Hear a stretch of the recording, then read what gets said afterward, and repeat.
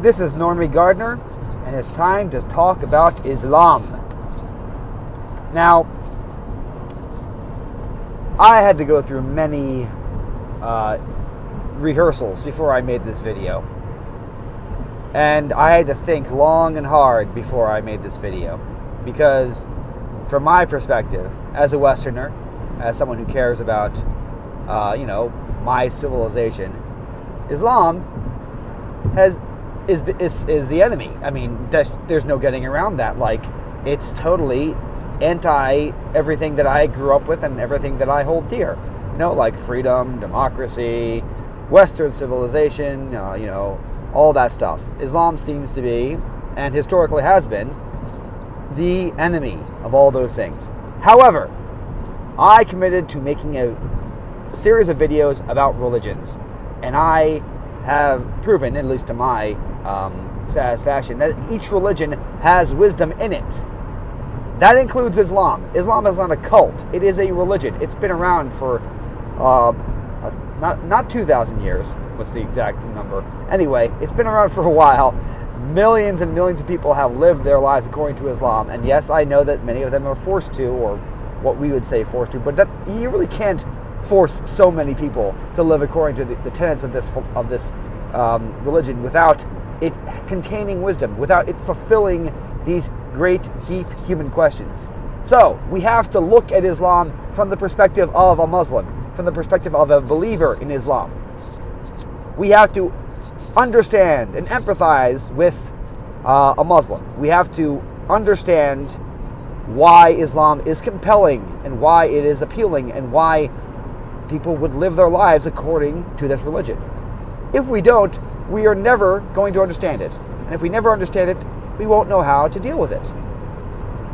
So if you like myself don't like Islam for a variety of reasons, at the very least we should understand it. And if you are also someone who wants to treat their fellow human beings with empathy and respect, it's good to understand it. So I know that even mentioning Islam is going to bring up a lot of bad feelings. And I know that even trying to quote-unquote defend Islam might make some people think that I'm some sort of Islam apologist or some sort of left-wing, like, Muslims are great, yay. I mean, that's really not my perspective at all. I actually don't talk about politics and that sort of thing in my videos, or because my views are a little bit too extreme anyway, so it'll just drive people away. So, I mean, no, it's not because I like Islam that I'm doing this or that I'm trying to empathize with it. It's just because I think that it's a challenge and something that I want to try out. So, let's look at Islam, all right? Now, there's some things that are very, very compelling about Islam, all right? A lot of people think when they're looking at religions that it's so stinking complicated. All these belief systems, all these castles in the sky, all these weird theological concepts. It's so you can't prove any of it. It's none of it's scientific. It's just a bunch of crazy, how many angels dance on the head of a pin, hoo-ha. Islam doesn't have that problem. Islam is very simple. All right, this is the basic beliefs of Islam. Yes, there is a God. No, he's not part of the world like that crazy Hindu stuff. No, and no, he never became a man like those crazy Christians think. No, there's a God. He's above us. What does he want from us? He wants us to obey him. That's what he wants. Okay? You are supposed to obey him. Now, this is how you obey him. Here's 5 things you do. You pray 5 times a day. You go for a pilgrimage to Mecca. You fight for other Muslims. You fight to defend other Muslims. If you do that, you'll go right to heaven. I'm not remembering out all the 5 pillars of Islam, but you get the point. It's very simple. It's easy to understand. And it does away with all the complexity. I mean, God is simple. God is not a Trinity. God is not a Father, Son, and Holy Spirit like those crazy Christians. No, there's just one God. And Muhammad is his prophet. That's it. All you have to do in order to obey him is just obey God. And this is what he wants you to say. There's not 200 commandments, not all this crazy, don't have alcohol, that sort of thing. There's a couple dietary restrictions, but it's very simple, Not like Judaism, where everything's complex and there's a whole Mosaic law. Nope, nothing of that stuff. So everything in Islam is very, very simple. I think that's deliberate. I think actually Islam could have gotten more complex. At some point, it would look like, of Islamic history, it looked like it was going to become more complex, and Islam made the decision to say, no, you're going to stay simple. God's will is how nature works. That's one thing you should know about Islam, is that according to the tenets of Islam, the reason things are the way they are in the material world and in the immaterial world, meaning in the physical world and in the moral world and in the mathematical world, is because Allah wills it so. And by Allah, it just means God. The word Allah is just the Arabic for God. So the reason that gravity works is God wills it so. The reason that 2 + 2 = 4 is because God wills it so. The reason that the universe makes sense is because God wills it so. Now, you might think that this is, okay, that's like all religions. It really isn't. It's just the thing about Islam. Because it's very simple. God is just will. He wills these things to happen, and that's why they happen. And so that also means that he could will it for it not to happen. God could will morality to be reversed. That cowardice is good, and a betrayal is good. But he doesn't. He wills that courage is good and faithfulness is good, and that there's no more to explore here. God wills it so. It's simple. Just do it. So we long for simplicity. We always look at Islam. Okay, so from a perspective of like a Christian or a Jew or even a Hindu or another religious person, we look at Islam and we say, well, that's just too simple. That's just silly. I mean, obviously, it's more complex than that. But from a non-religious person or someone who doesn't care about the more complex things, that's very appealing because it's easy to understand and it's easy to follow. Obviously, following the tenets of any faith is not easy, but it is easy to understand, and it's simple, and it's something you can do to be you can do these things. Islam gives purpose, and it is purpose that gives a path that's easy to follow. And let's see what we are contrasting Islam with, because if we're contrasting Islam with the Western world as it is today, dude, we are screwed up, all right? Okay, look, just a few days ago, I got into a Twitter argument with these people off of the comments about, there was a New York Times story about a 10-year-old boy who has a YouTube channel where he wears women's lipstick and women's eyeshadow. And I posted a comment saying, this is sexualizing a child. And I got a lot of feedback saying, no, it's not. It's not you think it's sexualizing. What the heck? No, this is just eyeshadow. Everyone wears eyeshadow. Nothing's wrong with this. Oh my gosh, how can you find anything wrong with this, you homophobe? I'm like, this is sexualizing a child.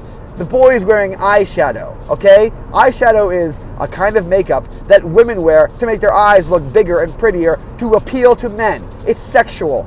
He's wearing lipstick. Lipstick is a makeup that women wear to make their lips look redder, because redder means that you're more fertile. It's a sexual thing. You are giving a young boy eyeshadow and lipstick, and you're saying it's not sexual. And people would not listen to me, and they're all virtue signaling and saying, "Oh no, there's nothing wrong with this. Oh my gosh, what's wrong? What's wrong with a boy wearing eyeshadow? Geez, come on." The Western world's screwed up. Okay, what can I say? If it's a choice between these people and Islam, I'm picking Islam because Islam is, whatever. At least it gives some. It doesn't make boys wear eyeshadow and think that's normal. All right. The Western world is so messed up these days. And it doesn't seem like it's going to get any better. If there's one word to describe the Western world, it would be decadent. We are so rich and powerful, and we're so hollow and sad and like this limp, All of our men are addicted to porn. All of our women are addicted to Instagram and attention.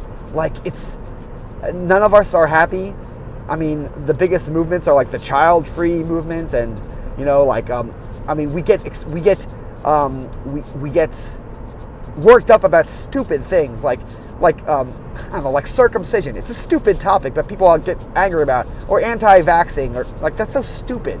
All these things are so dumb, and life is short, and time is taken away, and we're worried about, worried about gender binaries, and I know, like, women's studies, and lesbian art, poetry, and all this crap. It's all just so trivial and decadent and twisted and wrong, and like, a person who just wants to have the simple pleasures of life, getting married, raising a family, having a purpose in life, having a simple life, not having their daughters or their wives or their sisters be literally whores, like getting money with their bodies, and not wanting their brothers and their husbands and their sons to be like just decadent weirdos who are just like shifty, lazy, playing video games, watching Pornhub. Like, the world is really messed up. Islam is simple, and Islam does offer a path, and Islam does seem strong, because the religions in the Western world seem very weak these days, at least at first glance. So yeah, it's simple, but it's easy to understand, and it offers a strong refuge from all this nonsense, all this craziness, all this decadence. So in the Western world, I predict, this is my personal prediction, I predict that Islam is going to grow more in the Western world, and it's going to grow less in the third world. And Islam historically seems to take over in places where the native religion, the native culture is weak and decadent and rotting. That's when Islam swoops in and takes over. Doesn't seem to take over strong civilizations, like Spain or India. Both places beat back Islam and did not get absorbed by it. So, the distributist mentioned this on one of his videos about that, like, it was some conversation I was listening to, that like the reason Islam isn't the problem is with the West right now. If you're worried about Islam taking over the West, don't worry about Islam, worry about the West, because if you want the West to survive, you have to solve this decadence problem. It's not going to come just by bashing Islam. Now, a couple other thoughts about Islam that we want to keep in mind. We think that jihad is a horrible thing, an immoral thing, and the reason we think that, of course, is because we see jihadis today. They use bombs, they blow up children, they use suicide vests. They are awful. But I want to point out that when the doctrine of jihad was formulated, bombs didn't exist. The idea of terrorism didn't truly exist. I know that we could say Muhammad is a terrorist because he used terror, but keeping that in mind, when I'm talking about terrorism, I mean like bombs, mass murder, that sort of thing. And a jihadi was a person who fought for his faith, fought for his people. I'm not saying that's a good thing. I'm just saying that it's understandable. I'm saying that it makes sense. And it's not like necessarily a bad thing for a man to fight for his religion. I mean, why is that a bad thing? You can't really demonize the crusader. You can't really demonize the jihadi and lionize the crusader without a bit of cognitive dissonance there. You know what I mean? So maybe jihadism, isn't the worst thing in the world. And other things, I was thinking about this as well. Islam doesn't really value freedom very much. That's undeniable. I mean, it's more important to be united. And we wonder in the Western world, how can you give up your freedom? Especially to women, how can you give up your freedom? As if all the women in Islam were all prisoners in a harem, and they weren't willing participants in Islam. Well, listen, okay, I think that why we think that freedom is the thing that people value the most. What I found, what people value the most is meaning and purpose. That's what people value the most. If your only meaning and purpose is freedom, well, what does that mean? You're free to look at porn and play video games and take pictures on Instagram. That's not really freedom at all. In fact, that feels like you're a slave to all those things. But meaning and purpose, like you're going somewhere, like your life has a purpose, that's something different. So I'm not that surprised, the older I get, that many people willingly participate in Islam, convert to Islam. I think that if you really are worried about Islam, you should find an alternative solution. Now, this video is getting long, and I haven't even gotten into some of the theological. I just touched on some of the theology of Islam, and I'm sorry about that. But here's the thing. We are now going into the Western religions, and they all have the same root, and that is Judaism. Both Christianity, all the forms of Christianity, and Islam both are branches off the tree that starts with Judaism. So my next video is going to be on Judaism, and there we'll talk about some of the founding myths, if you were, of those religions. Thanks very much. If you like this video, please subscribe to my channel.